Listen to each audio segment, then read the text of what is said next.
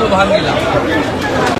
বাংলা বাঙালির সংস্কৃতি কবিগুরুর চেতনাতে, কবিগুরুর ভাবনাতে হবে। তার আজকে শুভ সূচনা। একটাই মন্ত্র স্বামীজির চোরইবতী। ধুতি পাঞ্জাবিতে থাকা ডক্টর শ্যামাপ্রসাদ মুখার্জির তৈরি করা আদর্শের ভিত্তিতে যে রাজনৈতিক দল, তাকে কাছ থেকে সার্টিফিকেট নিতে হবে না। আমি এখানে বিকল্প কথা বলবো না, আমি মুখ্যমন্ত্রী, আমি এখন সকলে আমি চাই শুভবুদ্ধির উদয় হোক। আমি শুধু বলবো যারা এখনো সমালোচনা করছেন তাদের চৈতন্য উদয় হোক। আসল বাংলার অনেক ক্ষতি হয়ে গেছে, শিক্ষা হারিয়ে গেছে, সংস্কৃতি ধ্বংস হয়ে গেছে।